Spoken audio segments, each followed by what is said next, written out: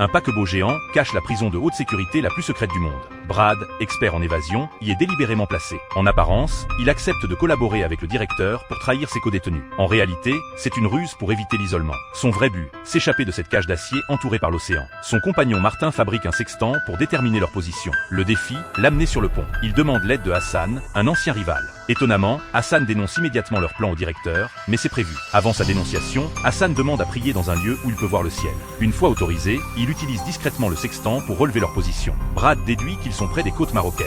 Thomas, un autre détenu, affirme avoir des contacts dans cette région. Le problème, comment les contacter? Brad avale délibérément de la poudre hémostatique pour provoquer une urgence médicale. Il persuade le médecin de transmettre un message. Ils ont 24 heures pour s'évader. Hassan continue de fournir de fausses informations au directeur. Celui-ci découvre le code morse de Brad et renforce la surveillance.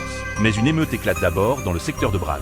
Dans la confusion, les trois hommes maîtrisent des gardiens et prennent leurs armes. Brad détruit les caméras. Le directeur ordonne un verrouillage complet. Lors d'un échange de tirs, Hassan est blessé. Il se réfugie temporairement dans une zone sécurisée. Brad remarque que des détecteurs de mouvement révèlent leur position. Il suggère de s'échapper par les conduits d'aération pendant qu'il va désactiver le système électrique. Hassan, gravement blessé, décide de rester pour couvrir ses compagnons. Thomas lui laisse une arme et part avec Brad. Hassan résiste courageusement, mais succombe face aux nombreux gardiens. Brad réussit à couper l'électricité, plongeant tout dans l'obscurité. Thomas atteint le pont. Un hélicoptère de secours attend. Au lieu de partir, il couvre Brad avec une mitrailleuse. Le directeur ordonne de rétablir l'électricité et de chercher Brad. Quand le courant revient, le système d'évacuation des eaux s'active.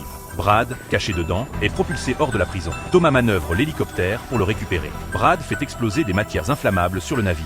Après leur fuite, la fille de Thomas les attend sur la côte. C'est elle qui avait contacté Brad. En réalité, Thomas est l'agent Aim que le directeur poursuivait. Sa fille avait orchestré l'entrée de Brad en prison pour sauver son père. Ces deux étrangers, devenus compagnons d'infortune, se serrent la main avant de partir dans des directions opposées. La justice ne peut jamais être emprisonnée, et ceux qui exploitent la loi pour leur profit finissent par en payer le prix.